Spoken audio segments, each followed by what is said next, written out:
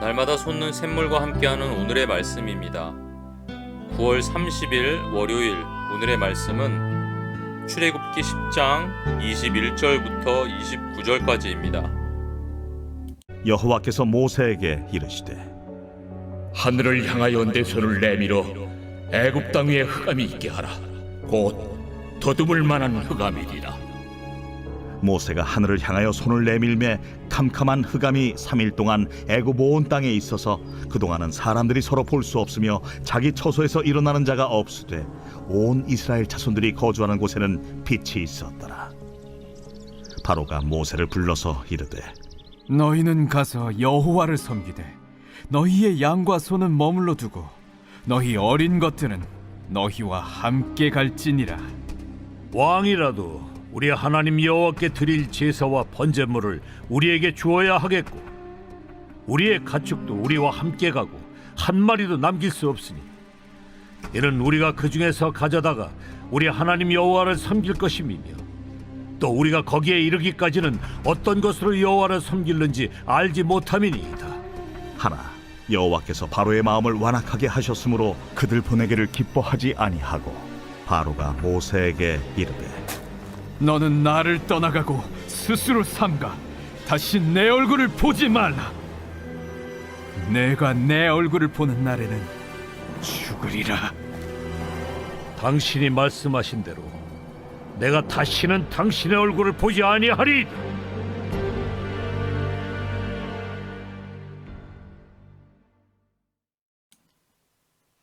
사랑하는 성도 여러분, 우리는 인생을 살면서 종종 혼돈과 어둠 속에 갇힌 것 같은 순간을 경험합니다.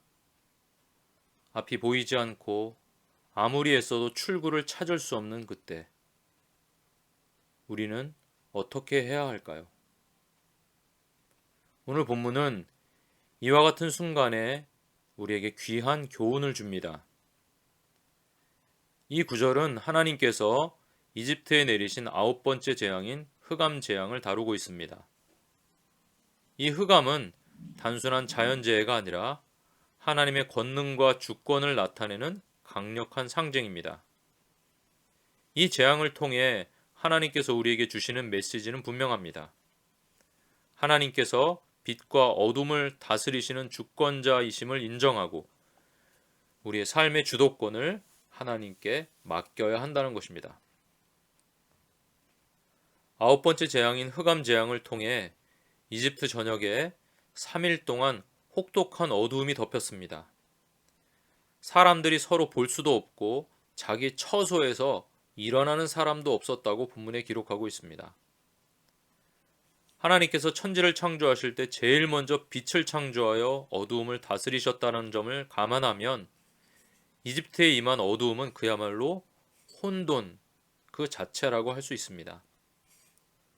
여러분, 눈이 있다고 보이는 것이 아닙니다. 하나님께서 빛을 비춰 주셔야 보이게 하셔야 보이는 거예요. 빛은 단지 보이게 하는 역할뿐 아니라 우리 일상생활과 신체, 정신 건강에 깊은 영향을 미칩니다. 식물은 광합성을 통해 태양빛을 에너지로 변환하여 성장을 유지하고 이로 인해 지구의 에너지 순환 체계가 유지됩니다. 동물과 인간은 직접적으로나 간접적으로 이 에너지를 섭취하며 생존합니다.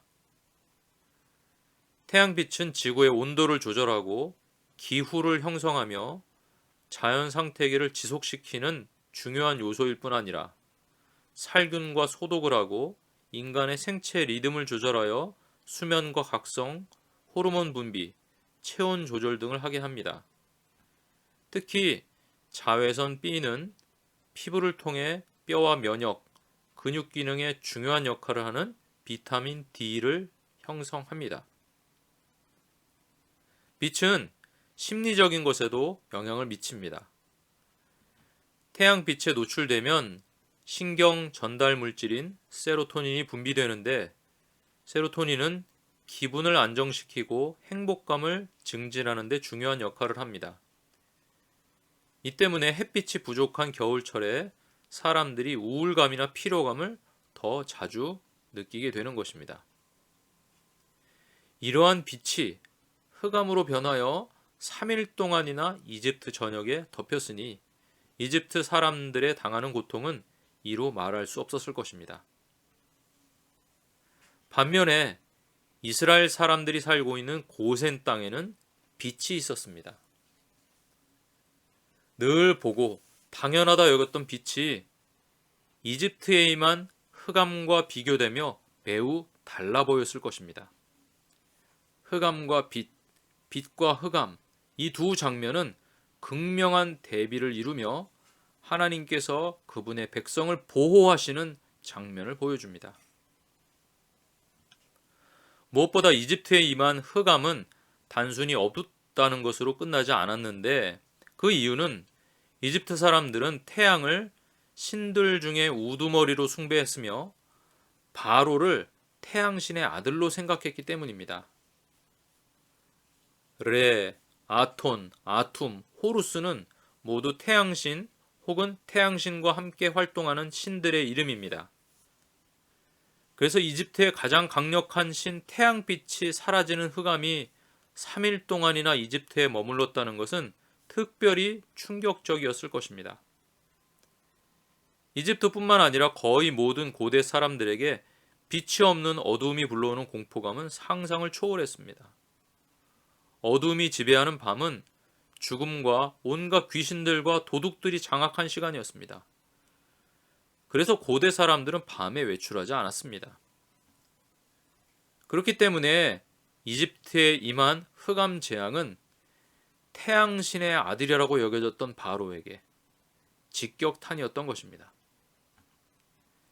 이렇듯 엄청난 두려움 속에서 3일을 보내며 죽음을 의식한 바로는 모세를 불러 이스라엘 백성을 데리고 광야에 가서 예배하라고 허락했습니다. 단 한 가지 조건을 다는데 짐승들은 두고 가라는 것입니다. 바로가 짐승들이 필요해서 이런 요구를 하는 것이 아닙니다. 짐승들이 필요한 사람은 이스라엘 백성입니다. 즉 짐승들을 잡아둠으로써 이스라엘 백성이 다시 돌아올 것을 보장받으려 했던 것입니다. 여전히 주도권을 내려놓지 못한 것입니다. 모세는 이러한 바로의 제안을 거부했습니다.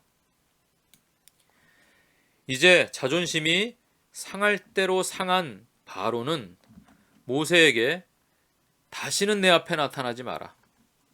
다시 내 앞에 나타나는 날에는 죽는다라고 협박하고 내보냈습니다. 떠나가는 모세는 당당합니다. 나도 당신을 다시는 안 볼 것이다.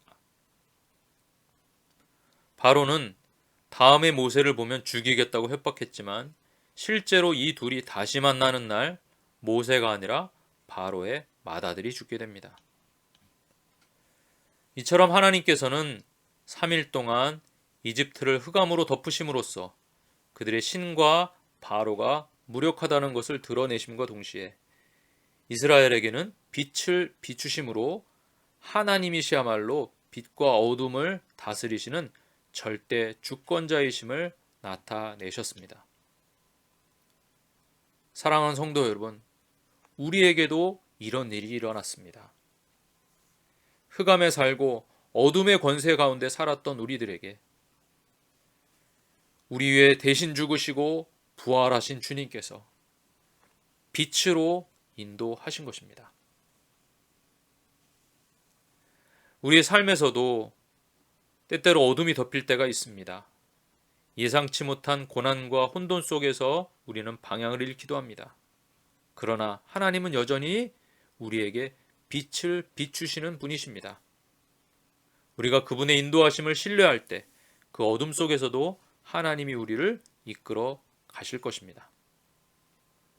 하나님께서 빛과 어둠을 다스리시는 절대 주권자이심을 믿으며 빛 되신 예수 그리스도 안에서 모든 교만을 버리고 그분께 우리의 모든 삶의 주도권을 맡기십시오. 9월의 마지막 날입니다. 감사하며 잘 마무리하시고 빛 되신 주님께서 인도하시는 10월의 멋진 새 아침을 맞이하시기를 주님의 이름으로 축원합니다.